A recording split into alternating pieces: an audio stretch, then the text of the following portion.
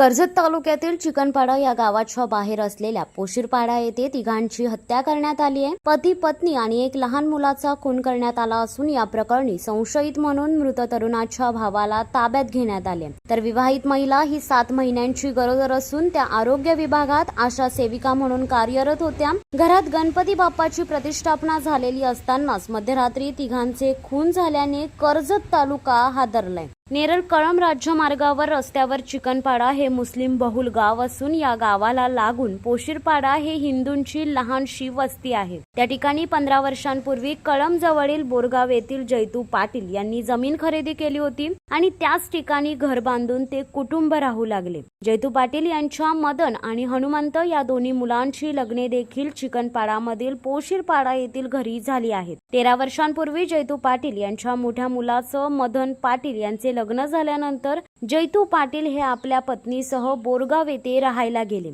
त्यामुळे त्या घरात मदन तसेच त्याची पत्नी, मुलगा आणि भाऊ हनुमंत जैतू पाटील असे कुटुंब राहत होते। हनुमंत हा गवंडी काम करायचा, तर मदन पाटील याची पत्नी अनिशा आरोग्य विभागात आशा सेविका म्हणून काम करीत होती। जैतू पाटील यांनी बांधलेले घर हे मदन जैतू पाटील यांच्या नावे होते।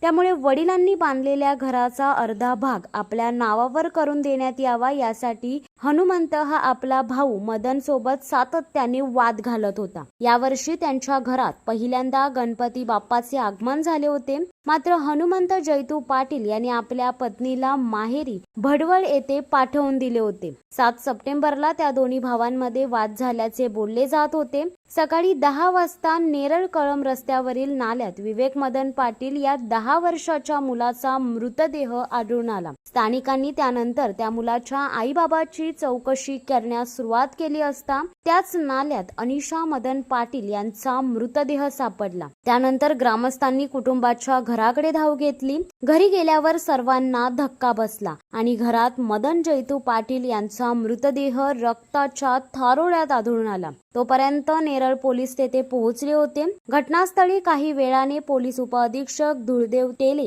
हे देखील पोहोचले। तिन्ही मृतदेह पोलिसांनी शवविच्छेदन करण्यासाठी कर्जत येथील उपजिल्हा रुग्णालयात पाठवले असून या घटनेचा तपास नेरळ पोलीस करीत आहेत। नेरळ पोलीस ठाण्याच्या गुन्हे प्रकटीकरण पथक यांनी त्या घरातील 4था सदस्य असलेल्या हनुमंत जैतू पाटील या संशयी म्हणून चौकशीसाठी ताब्यात घेतले। या घटनेने कर्जत तालुका हादरला असून याच पोशीरपाड्यामध्ये 8 वर्षापूर्वी कर्जत येथील तरुणाचा खून अनैतिक संबंध यातून झाला होता आणि आजच्या घटनेने त्या खुनाच्या प्रकरणाला पुन्हा एकदा उजाळा मिळाला आहे।